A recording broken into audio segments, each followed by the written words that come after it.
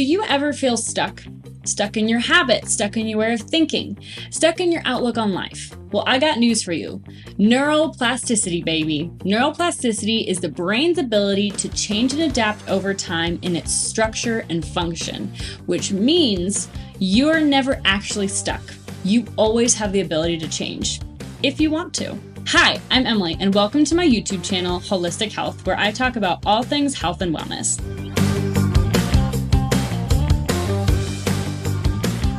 Today, I have 7 techniques to rewire your brain. Technique number 1, challenge your thoughts. It may sound super straightforward, but you have to be disciplined and super intentional about it. So, how do we challenge our thoughts? Well, we catch, challenge, and change our thoughts. Here's an example.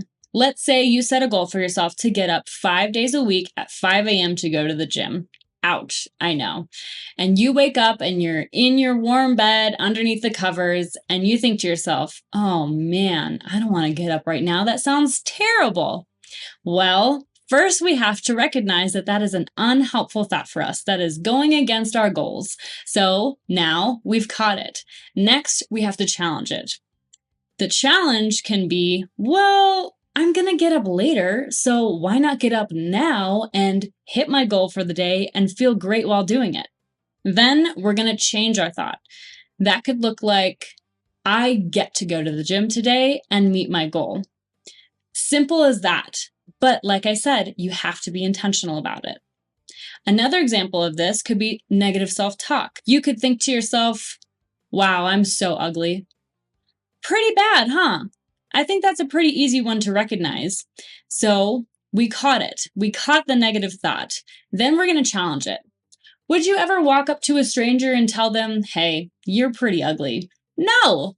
Would you ever walk up to a family member or a friend or a loved one and say, you're ugly? No, that's rude and mean. So why are you saying it to yourself? Then we're going to change the thought. And I talked about this in my previous video about self-love, but sometimes we have to give ourselves self-affirmations, even if we don't necessarily feel like they're true. So in this instance, we can say, you are beautiful, or you are handsome. And again, you don't even have to necessarily believe it. That's the whole point of rewiring your brain, right? We're trying to go from A to B. And how do we do that? We have to challenge our negative ways of thinking. Number 2, opposite action. Now, this is another one that sounds pretty straightforward, but it's actually a lot more helpful than it sounds. Opposite action is intentionally doing the opposite action from what you actually want to do. So let's say, again, it's 5 a.m., you're trying to get up to go to the gym, you've challenged and changed that negative thought, and now it's time to actually get out of bed. But you still don't want to. Now, do you? No. So what we're going to do is we're going to tell our brain, I know you want to do this, but we're actually going to be doing this. And you intentionally tell yourself, I'm going to do the opposite action. You're giving your brain a different action to do. So you get up and you go to the gym. Simple as that. Now, is it easy? Not necessarily.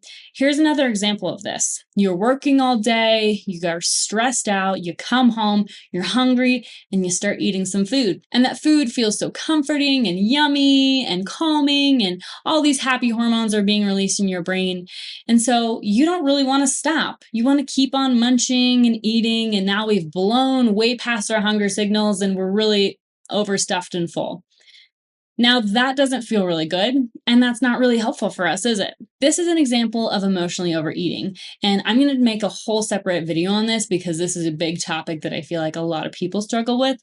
I've definitely struggled with it, but this is a great time to use opposite action. So instead, let's say you've gone home, you've grabbed your bar, you've ate your bar, you're satiated, but you're like, oh man, like I still want some of those chips or those cookies, or I just want to eat like the entire bag of blank. Well, instead, we're going to tell our brain, yes, I really want to go do that. Instead, I'm not going to do that. I'm going to intentionally do the opposite action. That doesn't make it less hard to do because now we're just sitting there and we've decided that we're doing the opposite action, but we still have that really intense urge to go do whatever it is, right? So that leads me to my third technique: replace, don't just remove. Our brain hates empty space. That's why opposite action needs to be accompanied by this. In the instance where you're trying to stop yourself from emotionally eating, you did opposite action, and now we need to go do something else, because otherwise we're just sitting in a dark room in our mind trying to fight that urge by ourselves, and that can be really hard to do. Instead, get up, go on a walk, take a shower, read a book, occupy your mind with something else, and expect discomfort. If you have some resistance, that means it's working. Your brain is trying to use the familiar pathway, and you are building a different one.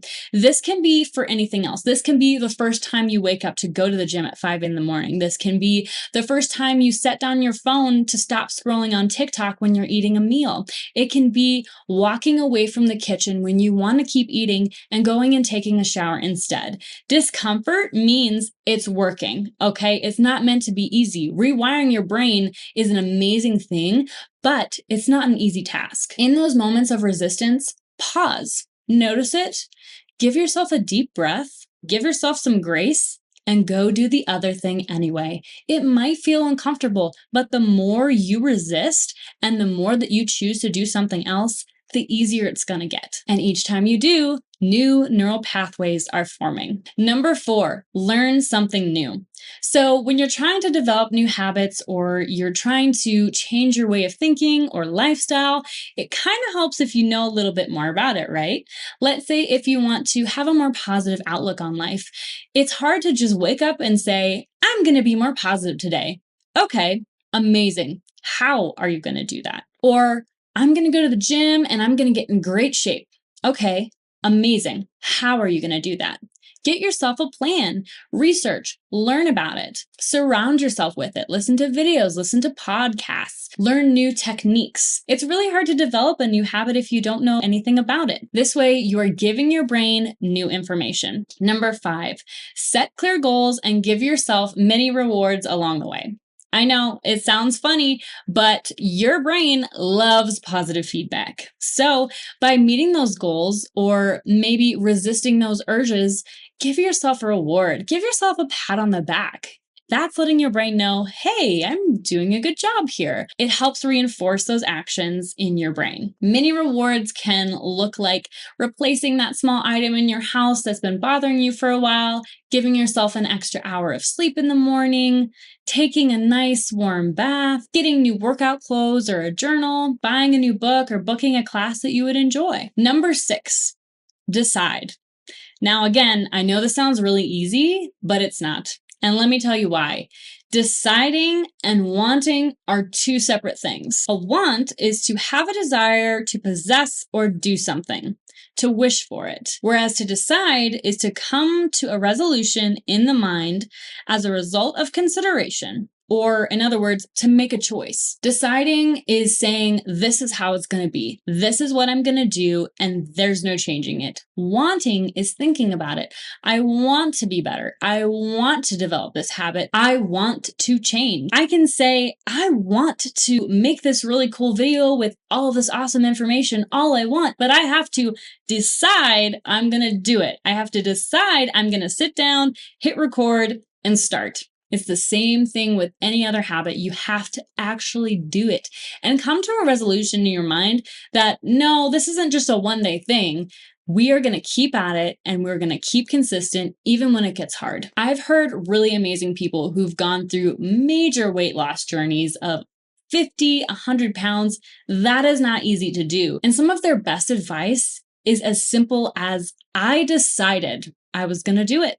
And they did it. Number 7, rest and mindfulness. Before I get into what mindfulness really is, I'm going to tell you what it does. It does some pretty cool things in the brain.